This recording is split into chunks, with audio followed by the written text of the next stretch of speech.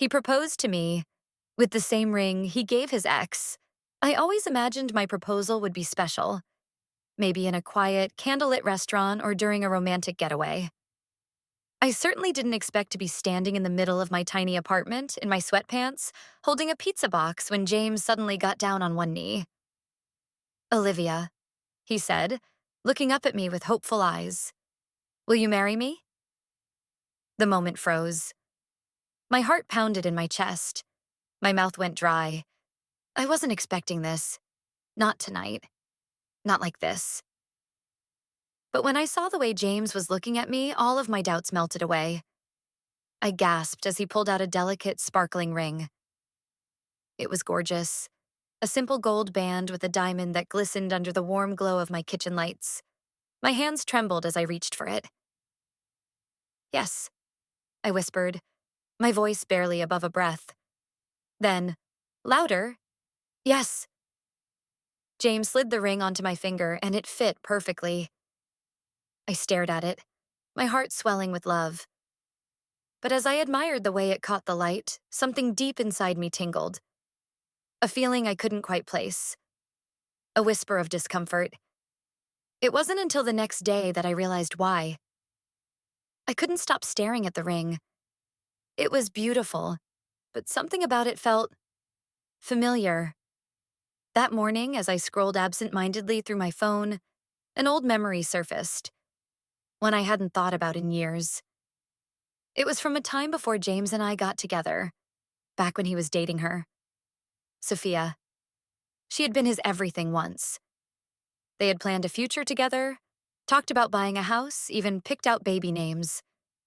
It had been serious until it wasn't. Their breakup was messy, but James had always told me he had moved on. Still, as I looked at the ring on my finger, a nagging thought crept into my mind. Could it be? I hesitated, then did something I knew I shouldn't. I searched for old pictures of them together. And there it was. A picture of Sophia, taken nearly 3 years ago, her hand stretched out in front of her, showing off my ring. My stomach twisted into knots, my vision blurred. A wave of nausea hit me as realization sank in. He had given me the same ring he gave her. My hands felt clammy as I gripped my phone, my heart pounding so hard I could hear it in my ears. I stared at the photo, at the ring, my ring, sitting on Sophia's perfectly manicured hand. It wasn't just similar. It was the same ring. I swallowed the lump in my throat and tried to think rationally. Maybe he had bought an identical one? Maybe it just looked the same in pictures? But deep down, I knew better. A cold wave of realization washed over me. He had proposed to me with a ring that once symbolized his future with someone else. My stomach churned. I needed answers. James walked in just as I set my phone down. He was carrying 2 coffees, a warm smile on his face like nothing was wrong. "Morning, beautiful," he said, setting a cup in front of me. "Did you sleep well?" I barely heard him. My fingers twitched against the ceramic mug, my gaze locked on his face. I took a slow breath, trying to steady my voice. "James," I said, keeping my tone even, "where did you get this ring?" He blinked, caught off guard. "What do you mean? I bought it." My stomach clenched. He's lying.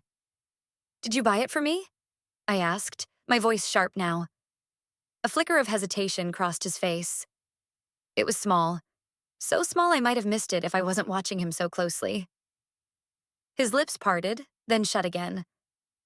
A muscle in his jaw twitched. I knew the answer before he even spoke. "Olivia, He sighed, running a hand through his hair. "It's complicated." My heart dropped. Complicated? That was all I needed to hear. I slid the ring off my finger, my hands shaking. "You gave me the same ring you gave Sophia, didn't you?" James didn't answer right away.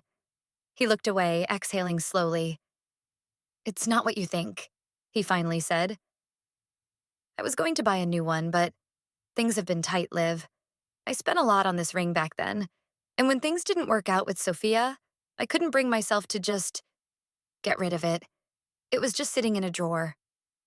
I let out a bitter laugh. So instead of getting rid of it, you decided to recycle it? Like some secondhand gift? His face twisted with guilt. No, it's not like that. Olivia, I love you. The ring, it doesn't matter. It's just a ring. My chest ached. I wanted to believe him. But all I could picture was him slipping the same ring onto Sophia's finger, whispering the same promises he had whispered to me. I stood up, putting distance between us. It matters to me, James. He reached for my hand, but I pulled away. Liv, please. It's not about the ring, it's about us. But was it? Or was I just the next chapter in a story he had already written once before? I had never felt so hurt, so replaceable. I stared at the ring in my palm, the weight of it so much heavier than before. And for the first time since he proposed, I wasn't sure if my answer was still yes. Silence filled the room, thick and suffocating. James stood there, his brows furrowed, his lips slightly parted like he was about to say something. Anything to fix this. But I didn't want to hear it. I held up the ring between my fingers, letting the light catch on the diamond. The same diamond he once promised to another woman. The thought made my stomach churn. Olivia, James said, his voice softer now. Careful. You're making this a bigger deal than it needs to be. A bitter laugh escaped me. A bigger deal? I shook my head, feeling the sting of tears in my eyes. James, you proposed to me with the same ring you gave another woman. Do you not see how that makes me feel? He rubbed the back of his neck, sighing. I get it, okay? I do. But it's just a ring, Liv. It's not like it still has feelings attached to it. I stared at him, searching for any sign of regret, of understanding. But all I saw was a man who just wanted me to drop it. But I couldn't. I swallowed hard and looked down at the ring one last time before I pressed it into his palm. I can't wear this, I said firmly. Not when I know it was meant for someone else. James's jaw clenched. You're seriously giving it back? I'm seriously asking you to understand why I have to. For a moment, I thought he might fight for me. That he might say, You're right, Olivia. I made a mistake. I'll get you a ring that's just for you. But he didn't. Instead, he closed his fingers around the ring and let out a slow breath. I didn't think this would matter so much to you. That's the problem, I whispered. It should have mattered to you. Tears burned behind my eyes, but I refused to let them fall. James looked at me, the weight of my words finally sinking in. And for the first time since he proposed, I saw doubt flicker across his face. But I had already made my decision. I turned away, feeling the ache in my chest as I took a step back. Not just physically, but emotionally. Because this wasn't just about a ring. It was about us. And I wasn't sure we could come back from this. I didn't know how long I stood there, my arms crossed tightly over my chest, my body tense as James stared down at the ring in his hand. A part of me hoped he'd understand, that he'd see how much this hurt me and do something, anything, to make it right. But instead, he let out a heavy sigh and slipped the ring into his pocket. So, what now? He asked, his voice flat. I blinked at him. What do you mean, what now? He shrugged, running a hand through his hair. I love you, Olivia. I want to marry you. I thought the ring didn't matter as long as we were together. I exhaled sharply. It's not just about the ring, James. It's about what it represents. You didn't think twice about giving me something that was meant for another woman. Something that carried memories that weren't mine. His jaw tensed. It doesn't mean anything to me anymore. I swear, but it meant something once. I shook my head. And you didn't think I deserved something that was only for me? Silence. And that silence told me everything I needed to know. James had always been practical, logical. He wasn't the kind of guy who believed in sentimental things or grand gestures. But I had convinced myself that when it came to us, he would be different. that I would be different, that he'd want to make me feel special. But standing there, watching the way he struggled to understand why this mattered to me, I felt the cold sting of reality. I wasn't different. I was just next. My heart clenched. James, I started, my voice softer now, almost breaking. Do you really see me as the one? Or am I just the person you ended up with? His eyes widened, caught off guard. What? Olivia, of course He stopped himself, inhaled, then exhaled like he was choosing his words carefully. That hesitation made my stomach sink. If he had to think about it, didn't that mean I already had my answer? I swallowed the lump in my throat and took a step back. I love you, I said, my voice barely above a whisper. But I need to know I'm not just filling someone else's place. James opened his mouth, but for once, he didn't seem to have the right words. I waited. And when no answer came, I felt something inside me break. Maybe this wasn't about the ring anymore. Maybe it never was. I wrapped my arms around myself, trying to hold back the ache spreading through my chest. I think I need some time to think. James's expression darkened. Olivia, come on. I just need space. I cut in, voice firm despite the tears burning behind my eyes. Please. His shoulders slumped, and after a long moment, he nodded. Okay. I turned away before he could see me cry, because deep down, I had a feeling that this wasn't just time apart. It was the beginning of the end. I closed the door behind me and leaned against it, pressing my palms to my face as silent tears slipped down my cheeks. My heart felt heavy, like a weight was pressing down on my chest, making it hard to breathe. I had just walked away from James. I had just walked away from us. The apartment suddenly felt too quiet, too empty. I looked down at my bare finger where the ring had sat only hours ago. My hand felt lighter, but my heart felt the opposite. I needed to clear my head. I grabbed my coat and my keys and walked out the door, not knowing where I was going, just that I needed to get away. Somehow I found myself at a small cafe down the street. It was one of those cozy little places with dim lighting, the smell of coffee in the air, and soft jazz playing in the background. I sat at a table by the window, staring at my untouched cup of tea, lost in thought. Was I overreacting? Was James right? Was it just a ring? I pulled out my phone and before I could stop myself, typed a message to the one person who might actually understand. Me. Hey, Sophia. Can we talk? I stared at the screen, my pulse racing. I had never reached out to James's ex before. I didn't even know if she'd respond. But 2 minutes later, my phone buzzed. Sophia. Wow, wasn't expecting this. What's up? I hesitated, then typed. Me. It's about the ring. Another pause. Then, Sophia. He gave it to you, didn't he? My stomach dropped. I hadn't even explained, and she already knew. Me. So it was yours? Sophia.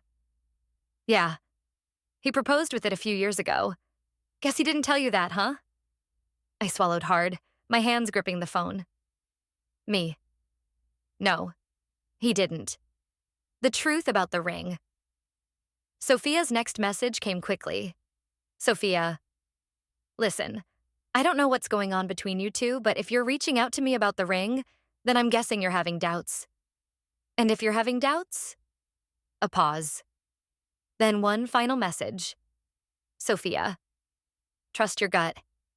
I stared at her words, my heart pounding. Because deep down, I already knew. This wasn't just about the ring. It was about us. And maybe, just maybe, James wasn't the person I was meant to spend my life with. I set my phone down, took a deep breath, and made a decision. It was time to walk away. For good. The cafe felt smaller now, like the walls were closing in around me. I read Sophia's last message over and over, each word sinking deeper into my chest. Trust your gut. I exhaled shakily, my fingers tightening around my phone. My gut had been screaming at me since the moment I saw that picture. since the moment James hesitated when I asked if he saw me as the one. And now, I couldn't ignore it anymore. I pushed back my chair, left a few bills on the table, and walked out into the cold evening air. The city lights blurred as I blinked away the sting in my eyes. I had one last conversation to have. When I got back to the apartment, James was sitting on the couch, elbows resting on his knees, head in his hands. The second he heard the door open, he looked up, relief flashing across his face. "Liv," he said quickly, standing up. I held up a hand, stopping him. "Don't," I said, my voice quiet but firm. "Just let me talk." He pressed his lips together, nodding. I took a deep breath. I've spent the last few hours thinking about everything. The ring, United States, the way this whole thing made me feel. I swallowed. And the truth is, James, I don't think this is just about the ring anymore. James frowned. "Olivia, come on. You're really going to throw everything away because of a stupid piece of jewelry?" My heart ached at his words. He still didn't get it. "No," I whispered. "I'm walking away because I realized something tonight. I deserve someone who doesn't just settle for me because I'm here. I want someone who chooses me. Completely. Wholeheartedly. And James..." I blinked back tears. "I don't think that's you." His face paled. "That's not true," he said quickly. "I love you, Olivia. I want to marry you."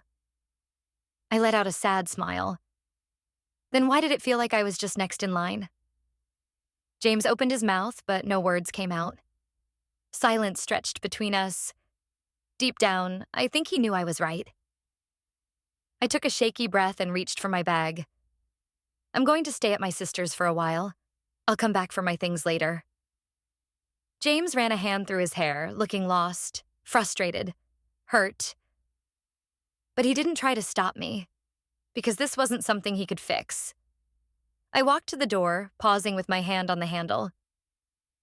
"For what it's worth," I said softly, "I did love you." And with that, I walked out.